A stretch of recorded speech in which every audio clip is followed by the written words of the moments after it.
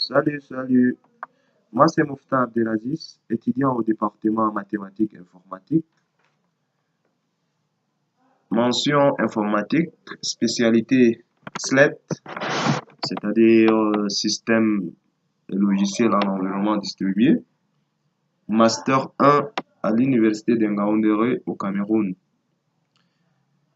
En fait, le but de ce tuto est de vous montrer c'est quoi l'attaque ARP spoofing. En français, l'empoisonnement ARP.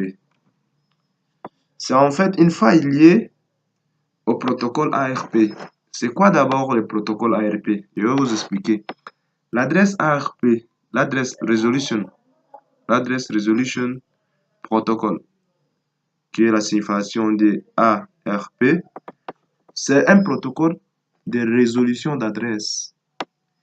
Et ce protocole-là est utilisé pour traduire une adresse de protocole de couche réseau, typiquement une adresse IPv4, c'est-à-dire une adresse IP, en une adresse de protocole de couche liaison, typiquement une adresse MAC, c'est-à-dire une adresse physique. Il se situe à l'interface entre la couche réseau, c'est-à-dire la troisième couche du modèle OSI, et la couche de liaison numéro 2 du modèle OSI. Je vous ai mis en fait les modèles OSI, vous pouvez bien voir.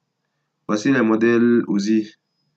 Et voici la troisième couche, comme je vous ai dit, la couche 3 du modèle OSI et la deuxième couche. Voici en fait la deuxième couche et voici la troisième couche. C'est en fait quand un utilisateur veut transmettre des données à un autre utilisateur, il doit absolument communiquer.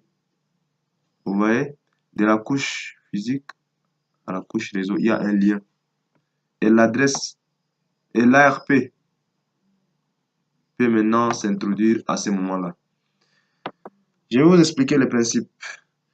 Un ordinateur connecté à un réseau informatique souhaite émettre une trame, comme je vous ai expliqué, une trame Internet à destination d'un autre ordinateur dont il connaît l'adresse IP est placée dans le même sous-réseau. C'est-à-dire que tous les utilisateurs voulant se communiquer, ils sont dans un même réseau. Dans ce cas, cet ordinateur va placer son émission en attente et effectuer une requête ARP en broadcast de niveau 2. Cette requête est de type quelle est l'adresse MAC correspondant à l'adresse IP? Répondez à mon adresse IP. J'espère que vous avez bien compris cette question. C'est-à-dire quand je vais communiquer avec une machine, je dois absolument connaître son adresse IP. Et pour connaître son adresse IP, j'ai besoin de son adresse MAC. C'est juste ça. En fait, l'IP spoofing, l'usurpation ou parodie, ou encore AIP poisoning, c'est en français empoisonnement, c'est une technique utilisée en informatique pour attaquer tout réseau local utilisant les protocoles de résolution d'adresse ARP. Les cas les plus répandus étant les réseaux Ethernet et Wi-Fi, cette technique permet à l'attaquant de détourner des flux de communication transitant entre une machine cible et une passerelle. C'est-à-dire, c'est quoi une passerelle? Une passerelle, ça peut être un routeur, une box en fait qui vous permet de vous connecter à Internet, etc. L'attaquant, c'est lui, le mal intentionné, c'est lui qui veut vous attaquer en fait. C'est lui l'attaquant. L'attaquant peut ensuite écouter, modifier ou encore bloquer les paquets du réseau. Par exemple, l'utilisateur A peut transmettre ou veut transmettre des données à un autre utilisateur B. L'attaquant doit s'interposer entre ces deux utilisateurs-là et intercepter les informations et modifier avant de les transmettre à l'autre utilisateur.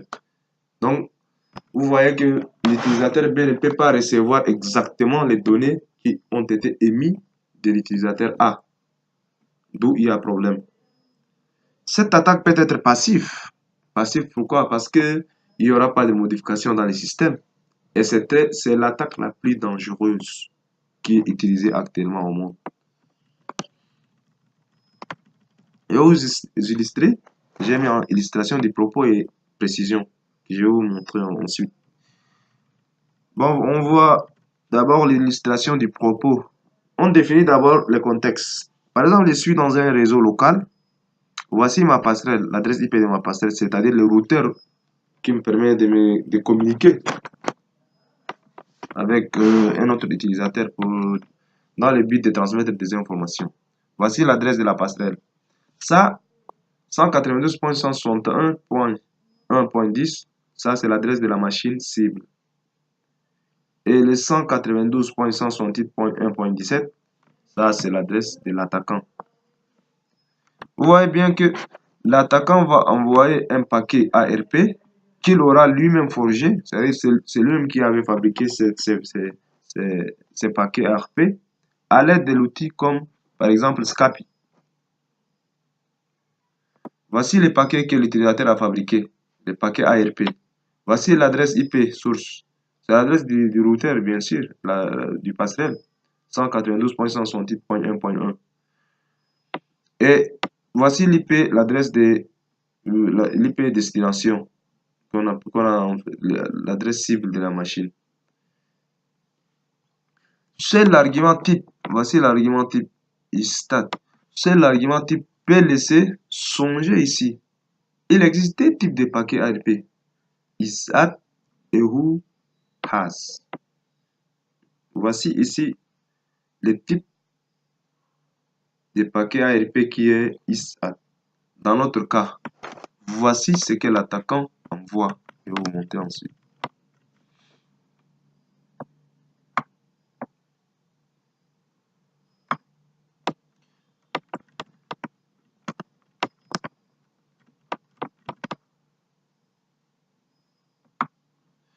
Voici ce que l'attaquant envoie. L'attaquant envoie ces paquets-là avec ISIT de type ARP. ISIT. Il faut traduire cela par l'adresse IP. C'est en fait la traduction de cette trame-ci. L'adresse IP que vous voyez 192.161.1 correspond à l'adresse MAC, c'est-à-dire l'adresse physique de l'attaquant.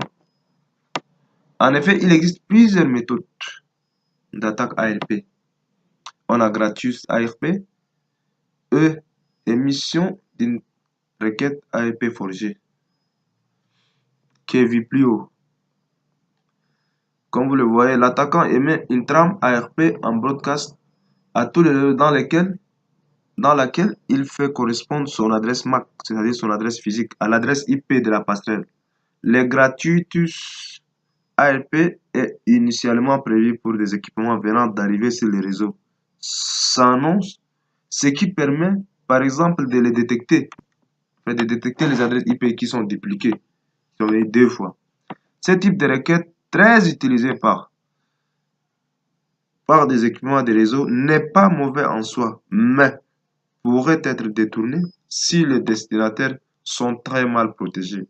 Pour illustrer ce type d'attaque, avec l'exemple ci-dessus, il faudra remplacer l'argument IP destination par l'adresse IP broadcast exemple.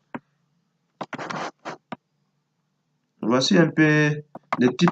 Il y a en fait plusieurs types. Et je tiens à préciser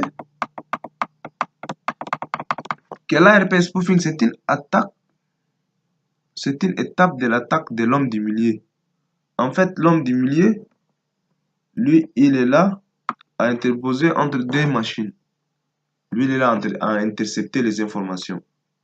Vous voyez, je peux être entre l'utilisateur A et l'utilisateur B, intercepter l'information et prendre ce que je veux. Il y a des informations sensibles, par exemple dans les banques, des transitions des banques. Je peux récupérer les adresses, les logins, les mots de passe, l'adresse électronique de quelqu'un.